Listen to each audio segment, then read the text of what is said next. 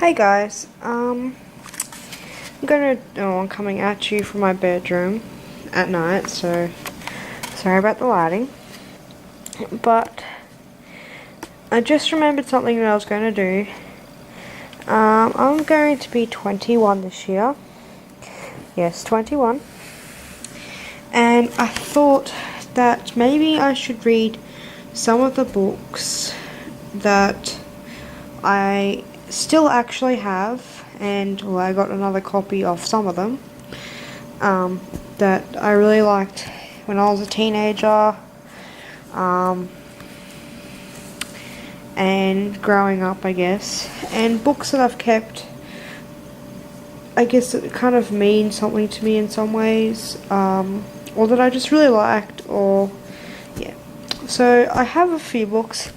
This is my goal for July. I'm going to try not read anything else off my bookshelf. I'm going to try to get through these ones, even though majority of them I've read before. But I thought, instead of, going through the whole to be read pile, why don't I go back and, read some of my old favorites and remember why I fell in love with reading, and see if I can actually read them again. Because I've always kept them regardless, and I did intend to read them again, so hopefully I can. So I'm going to actually go from the bottom and tell you a little bit about each one. King Dork was a book that I got, I think, when I was about 16, 17. It's by Frank Portman. It says, if you're in a band, or wish you were, if you loved or hated The Catcher in Rye, if you like girls or are one, King Dork, King Dork will rock your world. And that was by John Green, author of Looking for Alaska. So I didn't even know that, but I thought, well, a lot of John Green fans might enjoy this book if he actually enjoyed it himself. So I reached it back. And what I fell in love with first of all was this just random cover, and being 16, 17, I was so into all that sort of stuff, so yeah. It says, I'm small for my age, uncomfortable in most situations, skinny and awkward. Most of the time I walk around here feeling like a total idiot. But when Tom Henderson finds his father's copy of The Catcher in Rye, it changes his world. It puts him in the middle of several interlocking conspiracies and at least half a dozen mysteries involving dead people, naked people, fake people, ESP, blood, guitars, monks, witchcraft, and a devil's head and rock and roll. It appears to be just the tip of a very odd iceberg, and of clues that could help Tom unravel the puzzle of his father's death and bizarrely reveal the secret of attracting semi-hot girls. Melvin Burgess says, it's inventive and sexy. It's fun to read. Everything I want from a book. Now, when I first read, I didn't actually get around to finishing it because, I don't know, I just sort of stopped reading it. And it wasn't because it wasn't good, it was just, these were the times when I was reading like one book, 2 books, maybe 3, maybe 3 or so a year, and I just stopped reading it at one stage and didn't get back into it. And I'm really funny about getting back into books that I half read, but every time I went to go clean out my closet or clean out my bookshelf, I just could not get rid of this book because I just know that there's something in this book that I'm supposed to read or supposed to understand. And I just love the whole concept, and even just talking about it's getting me excited. And I don't think that it should sit on my to be read pile and not be read. So, looking forward to reading that one. One for the Money is the first Janet Evanovich book that I read. I really love this one. It's a Stephanie Plum novel. I'm sure I've pretty much talked about Janet Evanovich before, but I'll just read you the back of it. It says, Stephanie Plum is down on her luck. She's lost her job, her car's on the brink of repossession, and her apartment is fast becoming furniture-free. Enter Cousin Vinny, a lowlife who runs the bail bond company. If Stephanie can bring in a vice cop turned outlaw, Joe Morelli, she stands to pick up $10,000 plus. But tracking down a cop wanted for murder isn't easy, and when Benito Ramirez, a prize fighting. I'm so tired. A prize fighter with more menace than mentality wants to be her friend. Stephanie soon knows what it's like to be pursued. Unfortunately, the best person to protect her just happens to be on the run. And I remember actually really loving this. I think I devoured it in like 2 days, or maybe it was a day. Actually, no, I think it was a day, pretty much. I just sat there in bed reading all day while my ex was at work. So, and again, I have a memories. Most of these books have memories attached to them, which are kind of bad. I don't know why, but and I want to make new memories for them.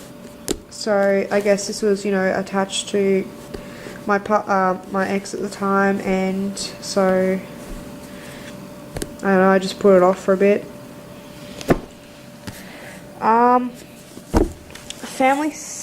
Family album. I think they call it Family Secrets, but it's Family Album by Danielle Steele. I don't even remember where I got this book. I think I got it out of a box in my nan's garage one day and read it and devoured it in a couple of days. It's really old, and that's part of why I love it so much. Yeah, it has my name in it. Yeah, it's really grungy. It really smells funny, like musty book smell, and it's a pretty big chunk of a hunk of a book, and it's really old, so I'm guessing that my man read it. So, but it's 400 pages. But there's something about this book that I can't throw out either. Maybe it's all those things of above, but I read it and loved it, and I actually ended up carrying it around with me for some time. I kind of reread it a few times because I just really love the story. And I don't know what it is about it. Maybe it's because there was a gay character, and at the time I was, discovering who I was, and it was about dysfunctional families and things like that, from what I can remember. And yeah, it was just something about it that I really just loved and had to keep it. So I'll read you the back. It says, families are held together by blood, by obligation, by desire, and sometimes, if you're very lucky, by love. Everything happens so quickly for shipping here, Ward Thayer, and screen star Faye Price. Within days they were in love, and within weeks they were married. But how was Faye to choose between her Hollywood career and motherhood? How could she decide between fame and family? Faye's choice would not only change her life, it would shape the lives of generations to come.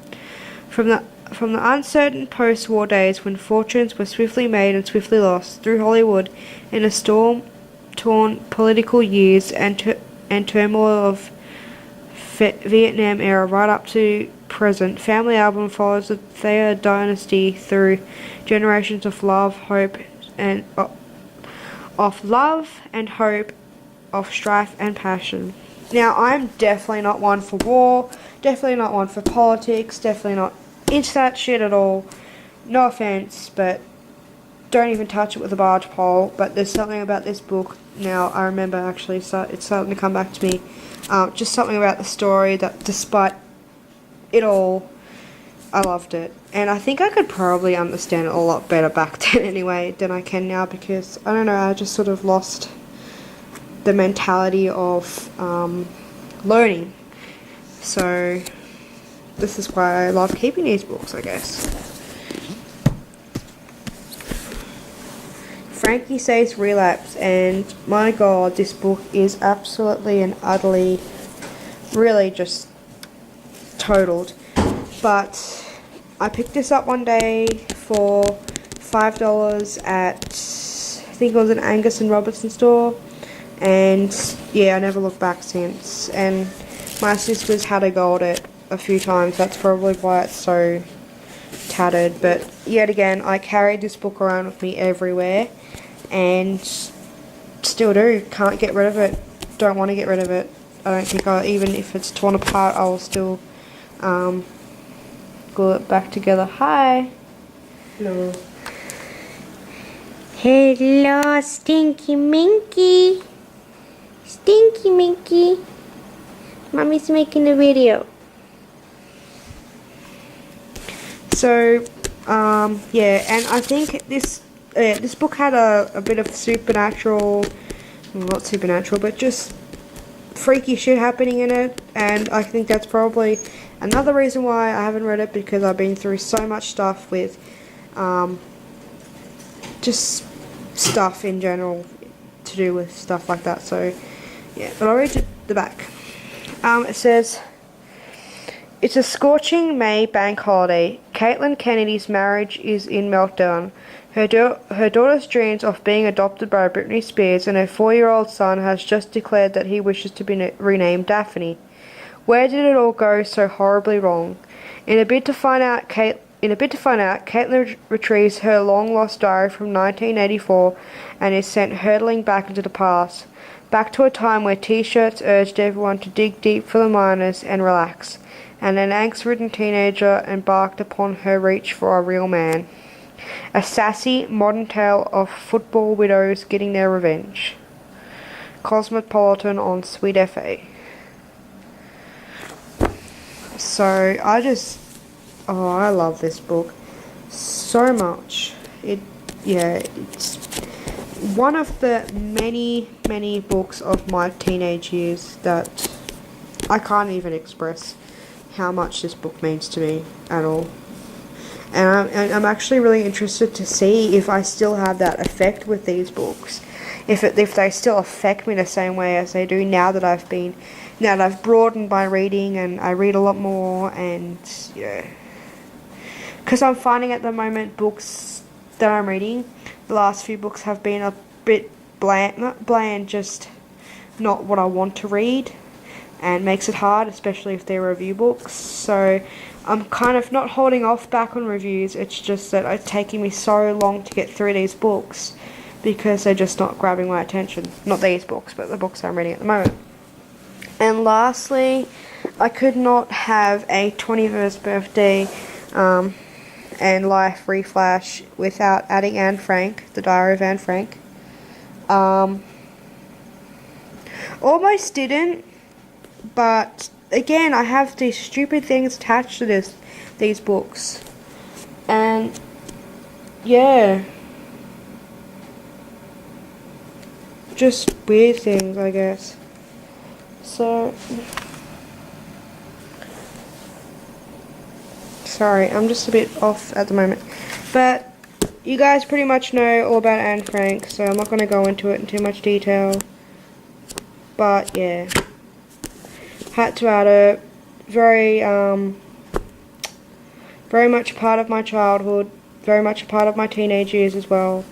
So why did I start my adulthood off with a bang, I guess. Well, not a bang, but yeah. So that's the books I'm going to be reading in July. Hello, Puddins. Sorry, my cat. So that's the books I'm going to be reading in July, hopefully, and I hope I can. So, sorry about the quick thing, but I'm just feeling a bit weird at the moment, so, yeah. Shh. Okay, bye guys.